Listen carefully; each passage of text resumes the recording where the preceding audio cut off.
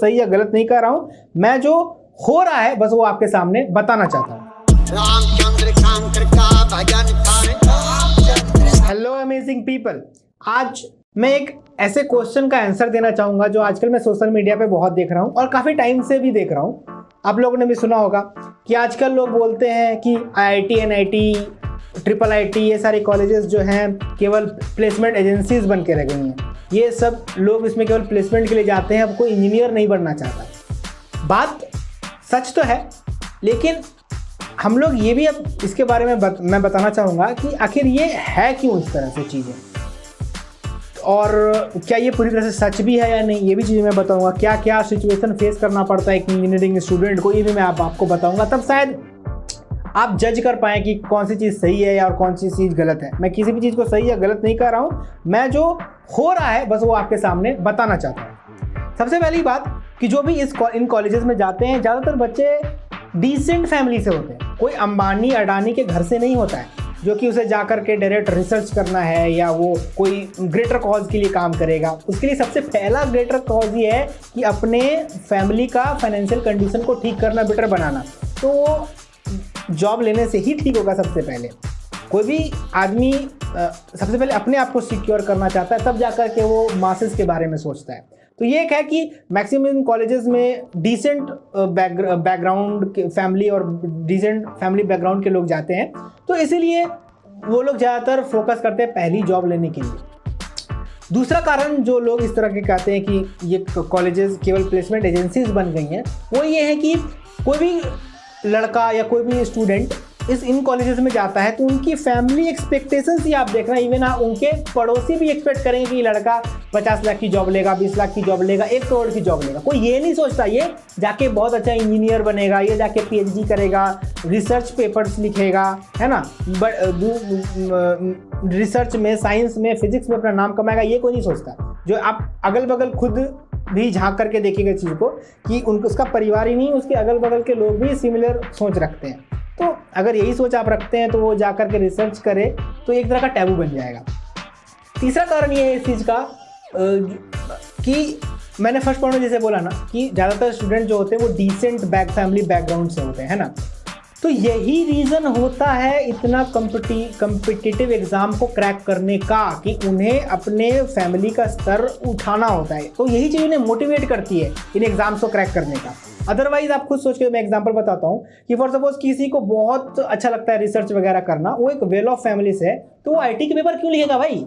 वो JEE main का paper क्यों लिखेगा? वो क्यों नहीं जाकर के फॉरेन में वो SOP वगैरह देना पड़ता है, वहाँ बहुत खर्च भी आता है। ये केवल एप्लीकेशन प्रोसेस का ही बहुत खर्च आ जाता है और करोड़ों करोड़ देना पड़ता है वहाँ कोर्सेज के लिए। वहाँ जाके वो क्यों नहीं अप्लाई करेगा? तो ये एक प्रॉब्लम है कि डिसेंट बैकग्राउंड से लोग आते हैं तो उन्हें सबसे पहला जॉब लेना होता है, ग्रेटर कॉज करेंगे बाद में, पहले जॉब ले लेते हैं, ऐसा रहता है माइंडसेट, जो कि सही भी है, गलत नहीं। चौथा पॉइंट जो है कि अगर आप केवल दोस्त स्टूडेंट्स में दीजिएगा ना तो ये भी गलत है। यार स्टूडेंट्स आते हैं एग्जाम दे करके, उन्हें बस पैसे की पड़ी है। हमें ये बात भी एक्सेप्ट करना पड़ेगा कि बहुत सारे कॉलेजेस में स्टिल, कुछ कॉलेजेस हैं इंडिया में, लेकिन मैक्सिमम कॉलेजेस में facility up to the mark नहीं है रिसर्च की। किसी के अगर मन में भी है रिसर्च करो ना, उसे मशीन मिलता है 20 साल 30 साल पुराने का, तो वो रिसर्च करने का मोटिवेशन तक नहीं रहता है। ये अब आप किसी को भी कोस सकते हैं, इसे आप कॉलेज अथॉरिटी को कोस सकते हैं, गवर्नमेंट को कोस सकते हैं, है ना। तो गलती केवल स्टूडेंट की नहीं है जो वहाँ जाके जॉब के लिए ट्राई करते हैं, जिन्हें मन भी रहता है वो फैसिलिटी उनको मिलता भी नहीं है। अगला पॉइंट इसमें यह आता है कि कोई रिसर्च कर भी ले, लेकिन आज की अगर मैं बात करूँ, करंट सिनेरियो की बात करूँ, तो पैसे नहीं है रिसर्च के फील्ड में। मैं आप ही का एग्जांपल देता हूँ। अगर आप वीडियो देख रहे हैं तो आप ही खुद ये बात मुझे आंसर कीजिएगा कि आपको एक तरफ एक जॉब करने का मान लीजिए 1.5 लाख या 1 लाख रुपए मिल रहा है पर मंथ, और आप रिसर्च कीजिएगा और उसके लिए आपको मिल रहे हैं 30,000 40,000 रुपये। कुछ एक्सेप्शनल केस होते हैं, वो बाद में मैं डिस्कस करूंगा, लेकिन मोस्ट ऑफ द केसेस ऐसा ही रहता है। तो आप बताइए आप कौन सा रास्ता चुनेंगे, 1-1.5 लाख वाला या 30,000 वाला? तो रिसर्च में पैसे नहीं है इंडिया में, मैं बोल रहा हूँ इंडिया में पैसे नहीं है। इसीलिए जो लोग थोड़ा बहुत इंटरेस्ट भी रखते हैं ना रिसर्च के लिए, तो वो फिर उन्हें वो रास्ता भाता नहीं। तो ये एक प्रॉब्लम है अगेन।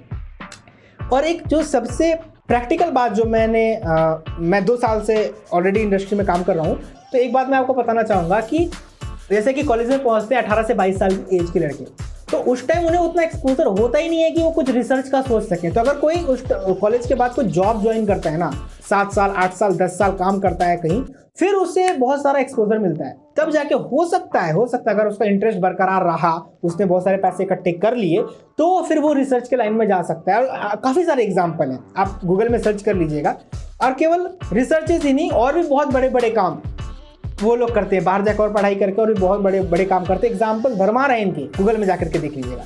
तो ये सारा एक ओवरऑल पॉइंट था जो मैं इस जो फिनोमेना हो रहा है, जिस लोग कहते हैं कि IIT NIT केवल प्लेसमेंट एजेंसीज है, तो मैंने इसका रीज़न बताया। अब आप खुद भी थिंक करें और कमेंट डाउन करके बताएं कि आपको कौन सा रीज़न सबसे एप्ट लगा कि हाँ ये तो एकदम सही रीज़न है। या अगर आपके मन में कोई और पॉइंट है, उसे भी आप ज़रूर ऐड करें। और हमें केवल ऐसे स्टूडेंट को दोष या देश को दोष या कॉलेज को दोष देने से कुछ नहीं होगा, सिचुएशन ही कुछ ऐसी होती है। तो होप करता हूँ आपको ये बात समझ में आई होगी। अगर आपको ये वीडियो पसंद आया तो वीडियो को जरूर लाइक करें, चैनल को जरूर सब्सक्राइब करें। और डिस्क्रिप्शन में ना हमारा इंस्टाग्राम चैनल भी है, वहाँ पर हम फनी कंटेंट भी बनाते हैं रिलेटेबल, तो आप जा करके उसे भी जरूर फॉलो करें। मिलते हैं हम आपसे अगले वीडियो में, तब तक के लिए पीस। जय आशुतोष।